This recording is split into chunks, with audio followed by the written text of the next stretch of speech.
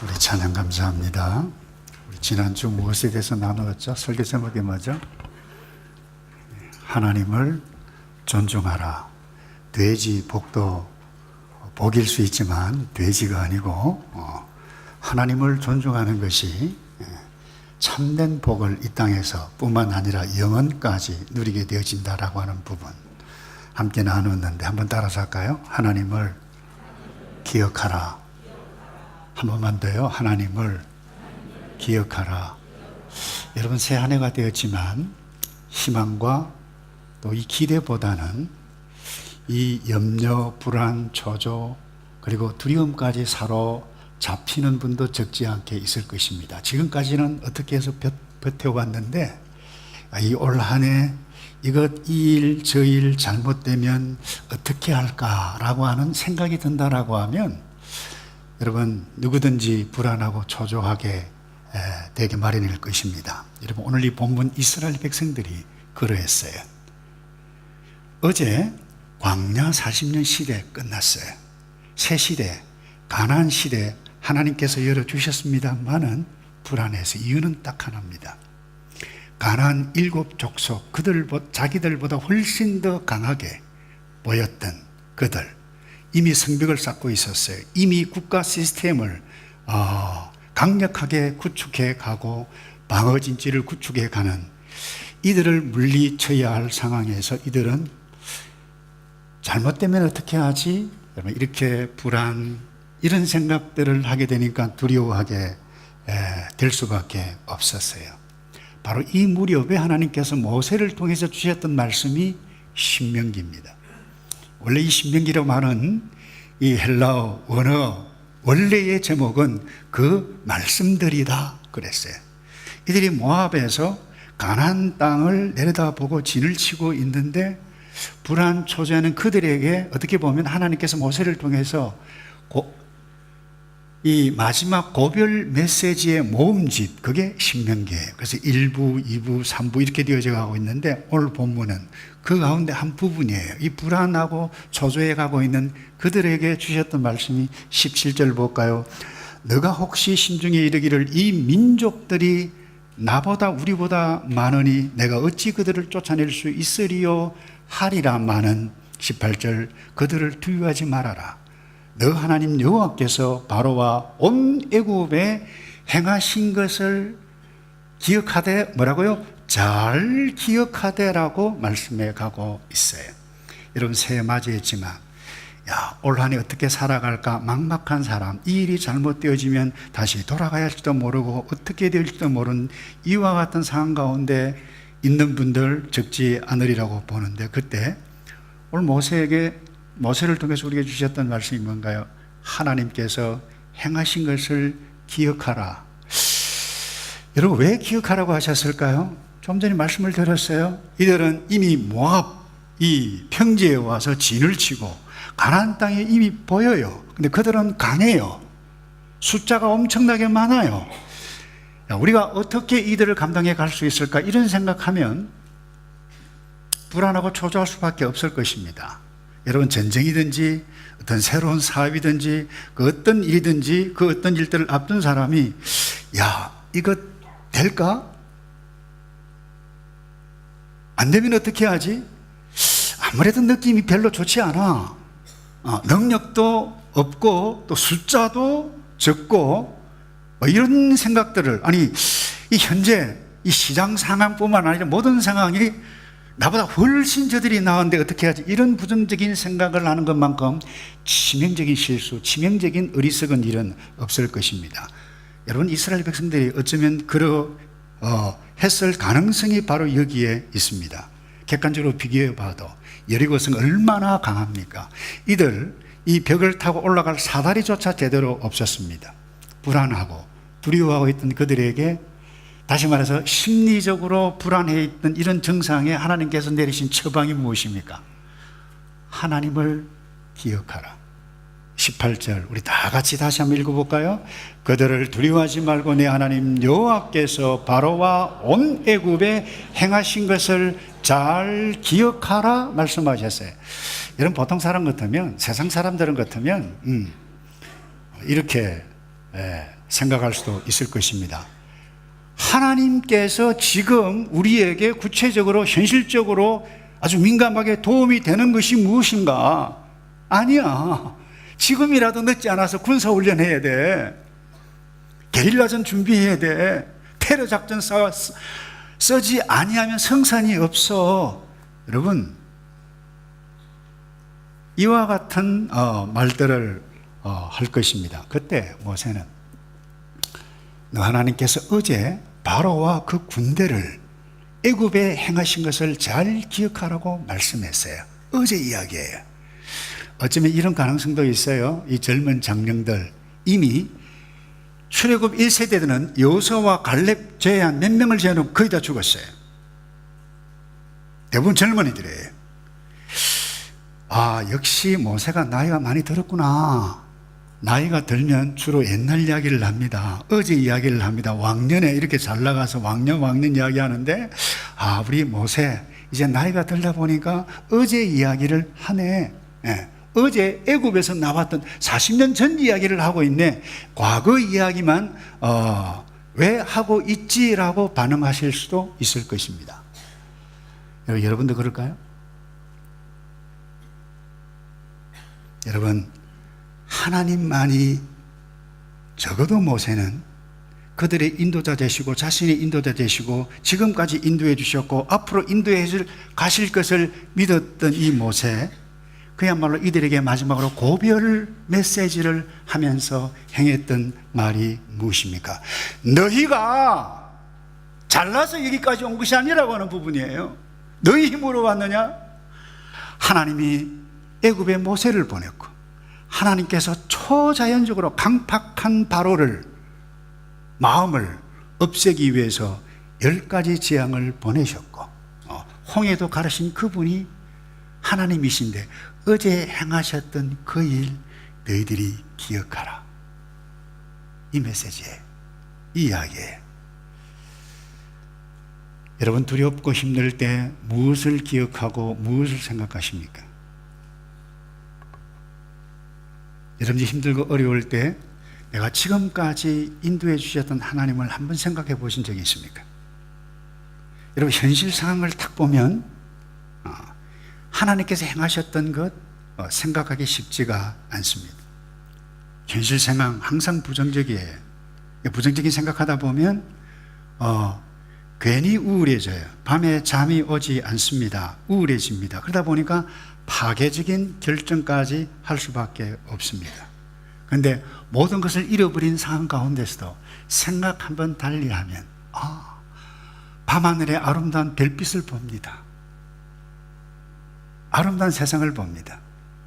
달리 생각하게 되어지면 놀라운, 내가 사람에게서 얻을 수 없는 하늘의 에너지를 만나볼 수 있습니다. 여러분, 누가복음 15장 일명 탕자의 비유라고 그러는데, 정확하게 이야기하면 탕자의 비유가 아니고 탕자가 돌아왔을 때에, 집 나갔을 때부터 돌아올 때까지 기다리는 아버지의 마음을 어떻게 어떠한가라고 하는 것을 보여주는 그 비유예요. 아버지가 훤히 살아 계시는데 아버지 네모 주세요, 유산 주세요 챙겨가지고 나가서 다 잃어버려서 거지가 되어서 버렸어요. 지름 열매를 먹고 있습니다. 근데 그 거지 신세였던 그 아들이 다시 돌아와서 회복하게 된 이유가, 결정적인 이유가 어디에 있습니까? 이것입니다. 집에 가면 우리 아버지가 계십니다. 집에 가면 나를 지금까지 어떻게 대하셨던 그 사랑의 아버지, 나를 돌볼 아버지, 먹을 것을 많이 주는 아버지, 그 아버지를 생각하지 않았다라고 하면 아마 돌아올 수 없었을 것입니다. 여러분, 애굽 고센 땅에서 떠난 지 며칠 되지 않아서 하나님의 인도하심으로 이 홍해 바다에 수경지를 치라고 그랬어요. 근데 바로의 특별 부대가 와서 추적을 했을 때 앞에는 홍해 바다가 가로막고 있죠. 어찌할 수 없는 상황 가운데 이스라엘 백성들이 했던 반응이 무엇입니까? 그들은 현실을 보았어요. 뒤에는 애굽의 군대요, 앞에는 홍해 바다요, 빠지면 죽어요. 그들이 하는 말이 그랬어요. 이 모세야, 애굽 땅에 매장지가 없어서 우리를 여기 수장시키려고, 잠수시키려고 여기까지 데려왔느냐? 돌아가자 했어요. 무엇을 보았어요? 현실을 보았어요. 우리 끝났다라고 하는 그 상황 가운데 여러분, 모세는 왜 갈등하지 않았겠어요? 왜 흔들리지 않았겠어요? 그러나 모세는 생각이 달라서 위를 보았어요. 하나님을 기억했어요. 자기를 보내신 그 하나님, 지금까지 인도해 주셨던 그 하나님을 기억했을 그때에 어떤 말을 할 수 있었어요? 출애굽기 14장 13절을 보세요. 백성에게 이르되 너희는 두려워하지 말아라, 가만히 있어라, 말하지 말라. 여호와께서 오직 너희를 위하여 행하시는 구원을 보라. 여러분, 오해하시면 곤란합니다. 이거 하나님께서 미리 짜고 이렇게 해서 말해라, 그렇게 모세에게 지금 집어넣어 주신 것이 아닙니다.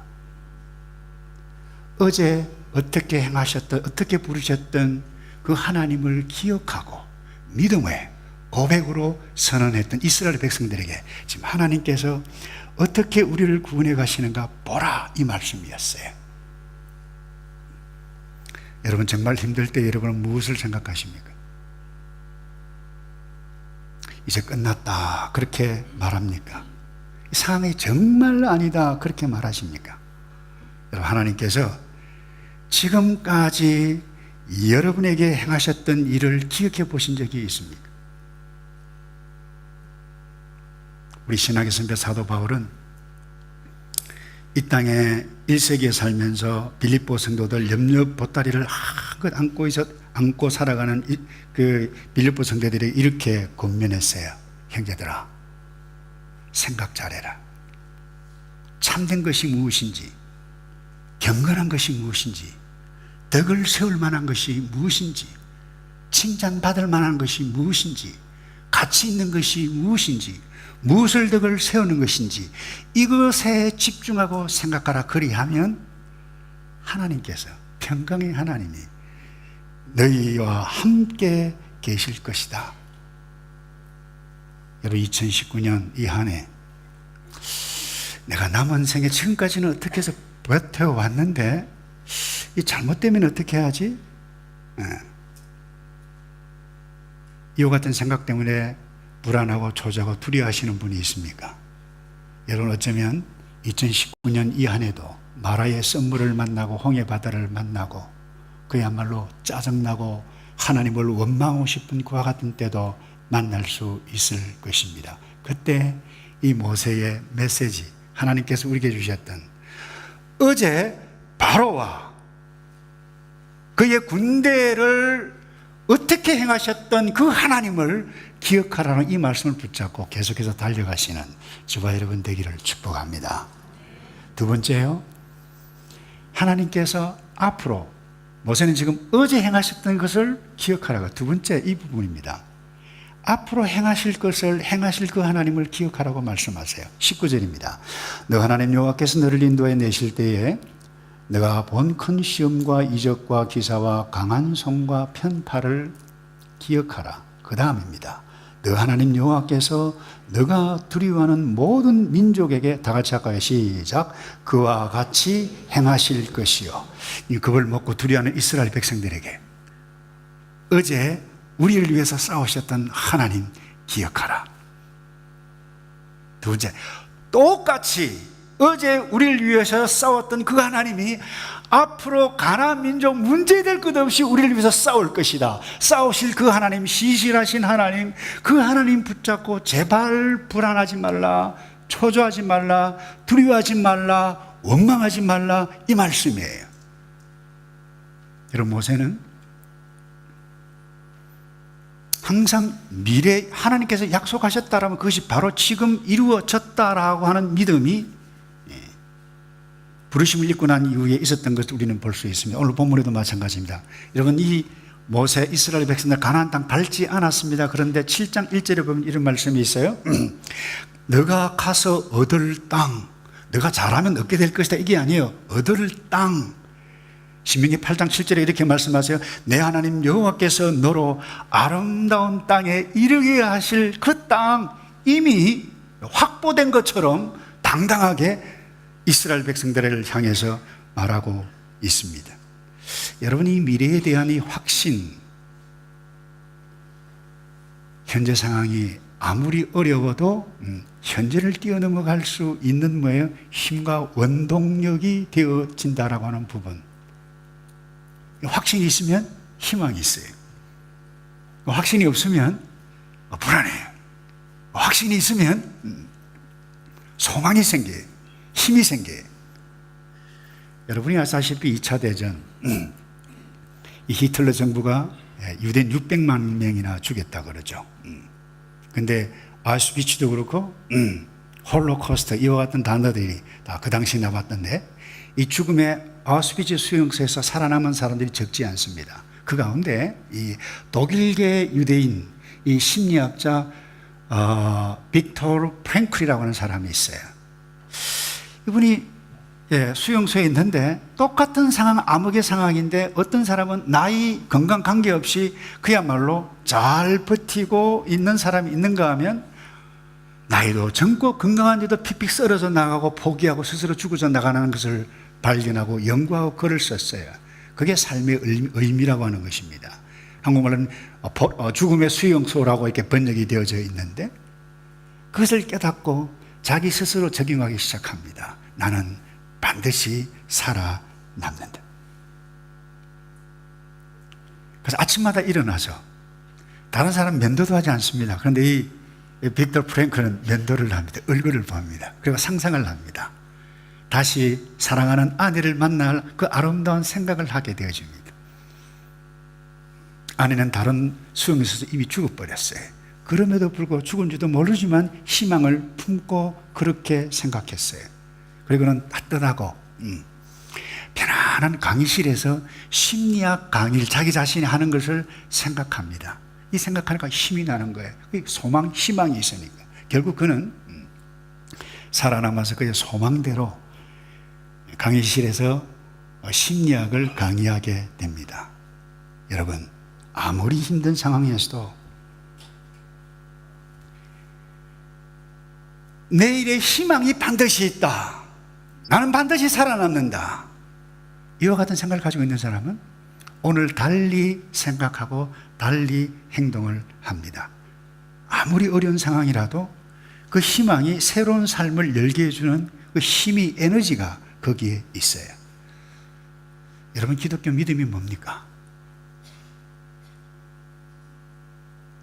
예수를 믿는 믿음이 무엇입니까? 여러분, 예수를 믿어도 우리는 이 타락한 세상 가운데 살아가고 있어요. 이 세상은 정말 살기, 적어도 경건한 그리스도인이라고 하면 이 타락한 세상, 타락한 사람들이 일궈오는 도시문화, 사회 시스템, 이 모든 것, 이 타락한 세상, 완벽하게 우리가 살 수 없을 필요 충분 조건들이 다 갖춰져 있어요. 모든 것 보면 서글퍼요. 화가 나고 짜증나고, 정치, 경제, 문화, 교회까지도 다 마찬가지예요. 그런데 이와 같은 상황 가운데서 기독교 믿음이라고 하는 것이 무엇이죠? 그분이 반드시 오셔서 새하늘과 새 땅 나에게 도래하고 우리가 완벽한 새하늘과 새 땅에 들어갈 것을 믿음이 있기에 타락한 세상, 서글픈 세상, 열받는 세상이지만 이 믿음 가지고 희망을 붙잡는 이 끈이 뭐예요? 믿음이에요. 여러분, 이런 믿음이 있습니까?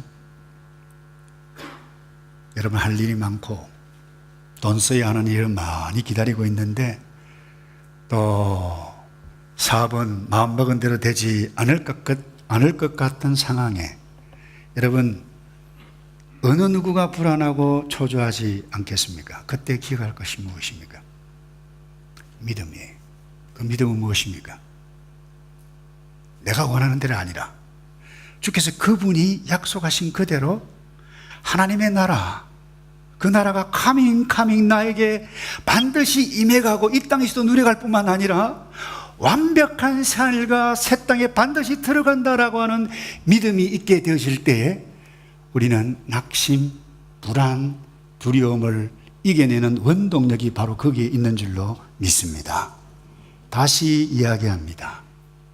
금년 안에 마라의 선물 만나지 않기를 바라지만 만나게 되어질 것입니다. 나이가 들면 힘도 없을 것입니다. 경제력도 없어질 것입니다. 사업이 이전과도 다를 것입니다. 그때 어떻게 하시겠습니까? 하나님은 내일을 위해서 나를 위해 싸우시는 이 하나님을 꼭 기억하고 십자가 군병으로 걸어가시는 저와 여러분 되기를 주님의 이름으로 축복합니다. 마지막으로요, 하나님께서 우리에게 약속한 축복 동시에 경고하신 것을 기억해야만 합니다. 하나님께서 이스라엘 백성들이 두려워하고 불안하고 초조할 때에 어제 행하셨던 그 하나님을 기억해서 힘을 내라, 이 수준에 머물 것만이 아니라 우리에게 놀라운 풍요뿐만 아니라 경고까지 말씀하시는데, 그게 12절입니다. 이렇게 볼까요? 내가 이 모든 법도를 듣고 지켜 행하면 내 하나님 여호와께서 내 조상들에게 맹세하신 언약을 지켜 내게 인애를 베푸실 것이라. 곧 너를 사랑하시고 복을 주사 너를 번성하게 풍요해요 내게 주리라. 조상들에게 맹세하신 땅에서 내 소생에게 은혜 베푸시고 내 토지 소산과 곡식과 포도주와 기름을 풍성하게 하시고 내 소와 양을 번식하게 하시니 15절에 보면 모든 질병, 애굽의 사람들이 당했던 그 질병 너희들에게 임하지 않을 것이다. 어떻게 보면 이 세상의 모든 사람들이 좋아하는 복이 여기에 다 있어요. 그런데 이 복을 누가 누리느냐? 하나님께서 경고하시고 하시는 말씀이 있어요. 그게 12절입니다. 너희가 이 모든 법도를 듣고 지켜 행하는, 이 법도가 무엇입니까? 하나님 말씀 넓게 이해하면 그럴 수 있어요. 그러나 구체적으로 오늘 7장의 말씀에 가시는 법도가 이것입니다. 2절입니다. 그들과 무슨 언약도 하지 말 것이요 그들을 불쌍히 여기지도 말 것이고, 3절에 그들과 결혼하지도 말 것이고, 4절에 그가 내 아들을 유혹하여, 이 그라고 하는 것은 가나안 7 족속들 이방 족속을 두고 이야기하는 것입니다. 그들과 결혼을 하면 여호와를 떠나고 다른 신들을 섬기게 하므로 여호와께서 너희에게 진노하사 갑자기 너희를 멸하실 것임이니라. 여러분, 이방 결혼, 불신 결혼하지 말라고 한 이유가 무엇입니까? 하나님을 떠나게 만든다라고 하는 부분입니다. 그리고 또 하나 더 무시무시한 것은 7장 16절에 이런 말씀이에요. 너 하나님 여호와께서 내게 넘겨주신 모든 민족을 내 눈이 긍휼히 여기지 말, 무슨 말인가? 봐주지 말라, 다 죽여라 이 말이에요. 결코 협상도 타협도 약속도 그 어떤 것도 하지 말고 다 쫓아내든지 진멸하든지 하라는 거예요. 와, 하나님 이렇게 잔인하신 하나님인 줄 애초에 몰랐다. 여러분 이렇게 생각하십니까? 그럴 수 있어요. 요것만 보면.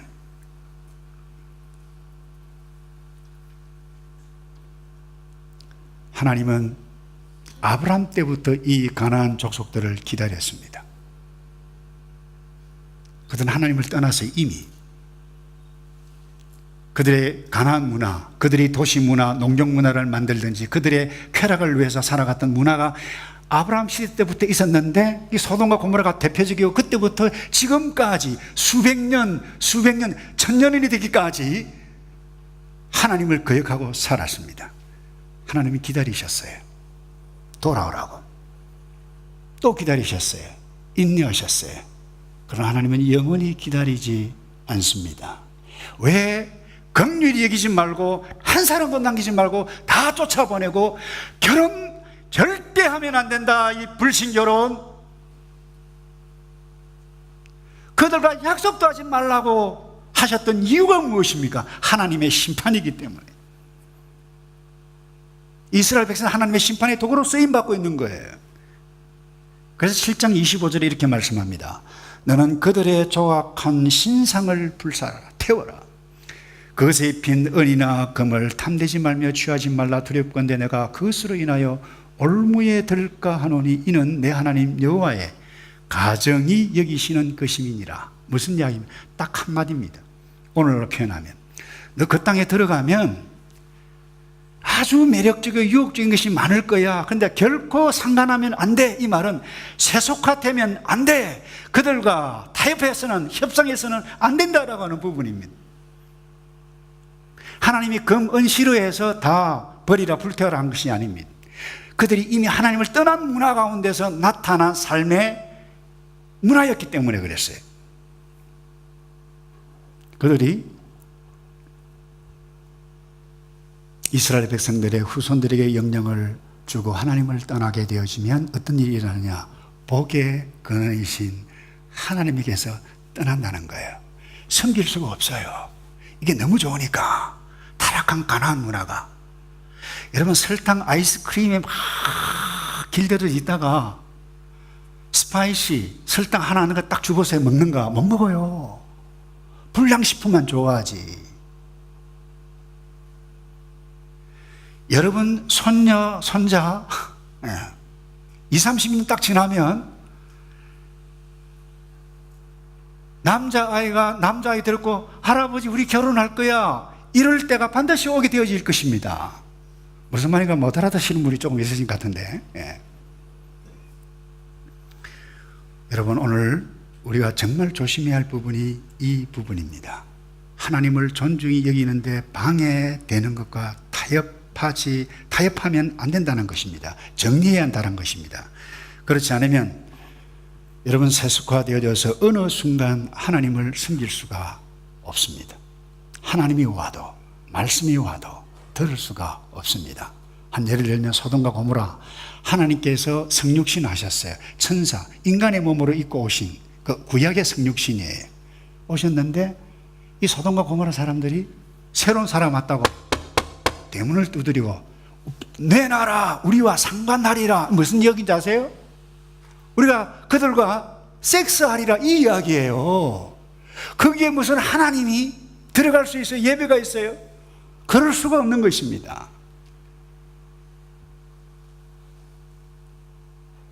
이스라엘 백성들이 가나안 땅에 정착한 이후에 이런 비극 일어나지 않기를 그렇게 기억하라 말했지만 소용이 없었습니다. 이스라엘 백성들이 사사시대에 들어와서 주변 국가로부터 고통과 괴로움을 당한 것이 1년이 아니었습니다. 사사를 보냈던 이유가 순간순간 너 어제 이 하나님 기억하라고 했는데 그들은 기억하지가 않았어요. 사사기 1장 28절을 보실까요? 이스라엘이 강성한 후에야 가나안 사람에게 사역을 시켰고 일을 시켰다는 거예요. 하나님의 약속에 이 모세를 통해 주셨던 메시지는 뭡니까? 쫓아내라는 거예요. 그런데 와, 저 노동력 대단한데 어떻게 쫓아보내? 타협했다는 거예요. 다시 말해서 하나님의 말씀을 존중히 여기지 않았다라고 하는 부분이에요. 다 쫓아내지 아니하였더라 그랬어요. 그 다음에 사사기 2장 10절을 볼까요? 그 위에 일어난 다른 세대는 여호와를 알지 못하여. 다시 말해서 광야 세대 대부분 죽었어요. 여호와 세대 갈렙과 여호수아, 이 세대는 여호와를 알지 못했습니다. 여호와께서 이스라엘 위하여 행하신 일도 알지 못하였더라. 사사기 8장 34절 다 같이 읽어볼까요? 시작. 이스라엘 자손이 주위의 모든 원수들의 손에서 자기들을 건져내신 여호와 자기들의 하나님을 기억할 수 없었던 이유가 무엇입니까? 그들은 하나님을 몰랐어요. 다른 말로 하나님께서 행하셨던 그 일을 몰랐어요. 이유가 무엇입니까? 부모가 자녀에게 이 하나님을 기억하라 말씀을 가르치지 않았습니다. 오늘날 적용해 볼까요? 성경을 읽지 않아요. 가정예배가 없어요. 가정예배 하지 못한 이유가 뭔가요? 너무 바빠요. 성경을 읽지 않고 우리 하나님의 말씀을 존중히 여기지 못한 이유가 무엇인가요? 이 세속화 아닌가요? 가나안 문화에서 누리는 그와 같은 게 너무 좋기 때문에 여기에 푹 빠져가지고 무엇이 어디에 프라이오리티를 두어야 할 것인가 인식하지 못해요. 24시간, 12시간, 8시간 그렇게 성경 읽으라는 말이 아니에요. 하루에 10분이면 좋게요. 30분이면 좋게요.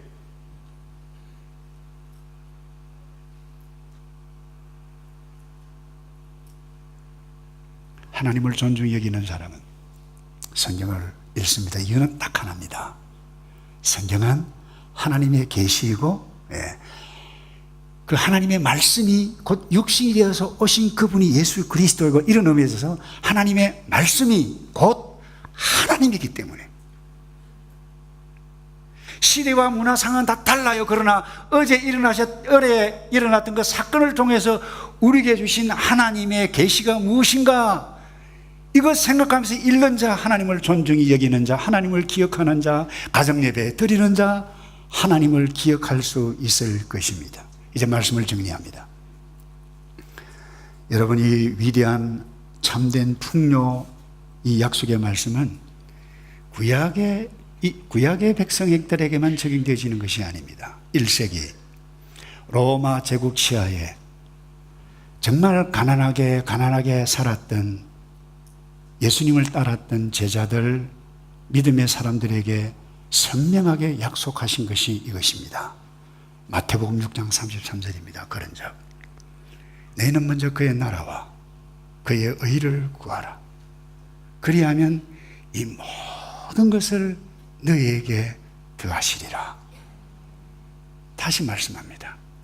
너희는 먼저 그의 나라, 그의 의를 구하라. 그런데 우리는 이 가나안 문화, 이 세속 문화, 한국 도시 문화, 이 뉴질랜드 문화가 더 좋은 거예요. 이 세상에서 잘 먹고 잘 사는 것, 이 세대를 더 좋아하는 거예요. 그런데 하나님은 선명하게 말씀하십니다.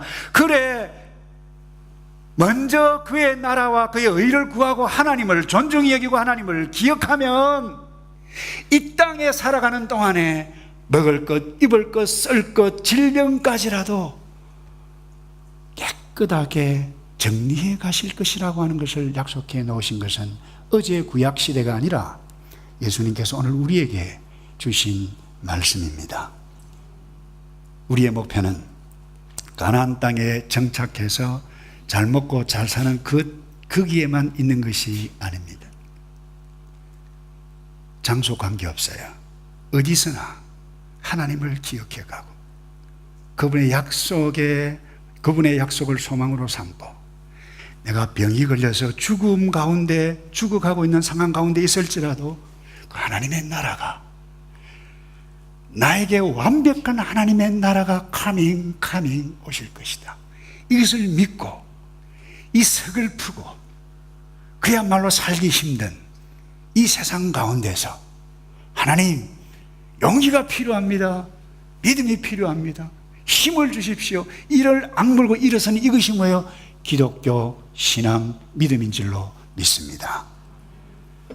우리 가운데 계시는 하나님은 신실하십니다. 어제 역사하셨던 하나님 오늘 역사하시고, 금년 한 해 아니 남은 생에 하나님께서 우리를 위해서 싸우실 그 하나님을 믿고 계속해서 진군해 가시는 저와 여러분 되기를 주님의 이름으로 축복합니다. 기도하겠습니다.